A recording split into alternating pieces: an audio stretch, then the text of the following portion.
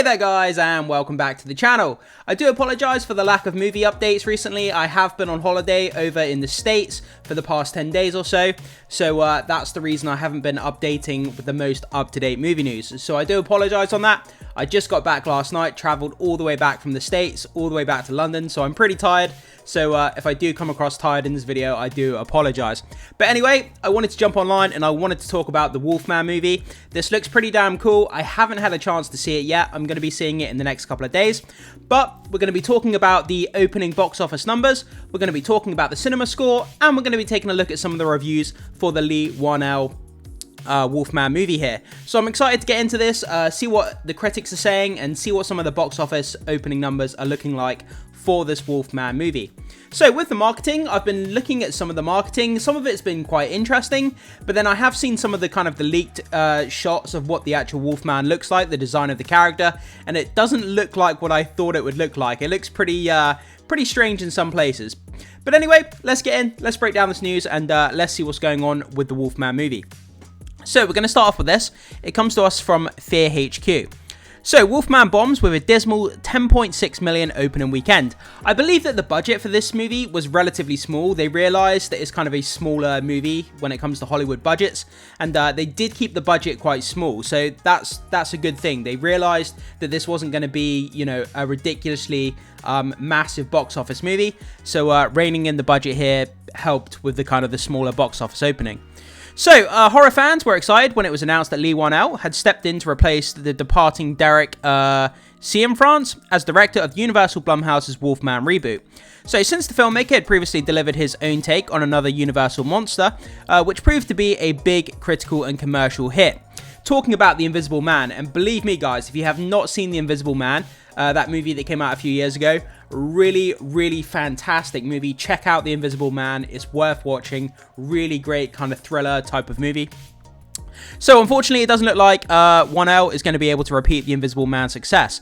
That's kind of a shame because that movie was great. You know, fans liked it, the critics liked it, and like I say, all around great movie. Check it out if you haven't seen it, guys. So Wolfman arrived in theaters on Friday amid mostly negative reviews. We are going to check out some of those reviews in just a minute. It currently sits at 54% on Rotten Tomatoes, so that's really not good. So pretty much only half of the critics liked this movie, the other half didn't. And the movie has now come in well below its already modest opening weekend box office estimates. So it looks like only half of the critics actually enjoyed it, and it's come in well below its estimated opening weekend as well, when it comes to the domestic figures. So, the downbeat werewolf flick was on track for a 17 million to 21 million bow, but only managed to make 10.6. Wow. So, the lower estimate was 17 million for its opening weekend, and it came in at 10.6. Wow, that's really not good. That's really lower than what the estimates were saying. Over the 3 days, analysts believe it will hit 12 million by Monday. So it's worth noting that the Wolfman did have a relatively low production budget, this is what I was saying just a minute ago, of only 25 million, and the movie could perform a lot better overseas. We'll update once the international numbers come in. So yeah, like I say, bear in mind, we're only talking about the domestic numbers here. Once the international box office comes in, we'll talk about it then. The movie could explode, it could do great overseas, so we'll have to wait and see how that turns out. But yeah, a production budget of 25 million in the grand scheme of things when it comes to big Hollywood movies. 25 million is quite a small budget, and they realized, like I say, that this movie wasn't going to make, you know, $1 billion. It wasn't going to make anywhere close to that. They kept the budget quite small, and you know, it has all the chance in the world. I do think this movie will be profitable, whether by a small margin or a large margin, but I do think at the end of the day, with a $25 million budget, I think this movie has all the chance in the world to make a small profit, if any. So what we're going to do, go over to this article quickly. So we have a cinema score here as well. So Wolfman has earned a C- cinema score, which is disappointing for the R-rated movie. So guys, as well, so this has got a C- cinema score. For those of you who may not know what the cinema score actually is. So a movie's overall cinema score can range from an A+ to an F, Each opening weekend, CinemaScore polls moviegoers directly at theaters across North America. So CinemaScore, they actually physically turn up at the cinema and they poll cinema goers as they're coming out of the movie, and that's how they get a ranking for the movie. So I just want you to bear that in mind in case you didn't know what a CinemaScore was. People actually physically poll cinema goers as they come out of the movie for a score on the movie, and this movie achieved a C-, which isn't particularly good in the grand scheme of things. So we have underdeveloped estimate box office projection numbers. So it came in at 10.6 when it was projected at 17 to 22, 52% on Rotten Tomatoes. So again, the box office wasn't good, the critic score is not good, C- cinema score, that's not good either. So across the board, the movie is just really not performing the way they want it to. So, let's have a look at the up-to-date Rotten Tomatoes here. So, from 172 reviews, it's sitting at 52% on the tomato meter for the critics and 58% from audience score. So, yeah, it looks like only half of the audience are enjoying it, and it looks like only half of the critics are enjoying it as well. So, again, it's not the worst thing in the world. It's not sitting at 10-15%. It's sitting at 52% for critics and 58% for the audience. So, it's basically near enough cut even for critics, cut down the middle for critics and the audiences alike. So let's go over and check out a few of these reviews before we finish off this video. So Wolfman here, 2025. So we're going to check out the top critics here. So let's start off with this from Little White Lies. This is not your typical gothic werewolf tale then, but a dour domestic drama in wolf's clothing. From the Australian, I appreciate Warnell's willingness to think outside the box, but it just doesn't work except in comic sense in this badly scripted, poorly acted film. Wow, that's pretty bad there. So from the film verdict, even if it starts better than it ends, Wolfman merits a look, not only for the craft on display, but also for a powerful performances from Abbott and Garner, not to mention Jaeger and Firth. A cast this strong deserves a script with more to tear into. So that's two reviews there talking about the script not being too good. Digital trends. The abandoned dark universe lives on through the sheer duskiness of Warnell's imagery. Pray your local multiplex runs its projector bulbs on the brightest possible setting. I think it's talking about, the movie being pretty dark there.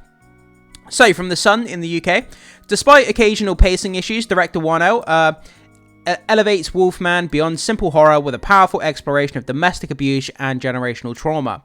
From ABC News, director Leigh Whannell, knocked it out of the park with his riveting 2020 reboot of The Invisible Man. Again, guys, if you have not seen Invisible Man, definitely check that out. But his take on the Wolfman is limp, lazy excuse for a thought-provoking horror. Worse, this long night's journey into the day is no fun at all.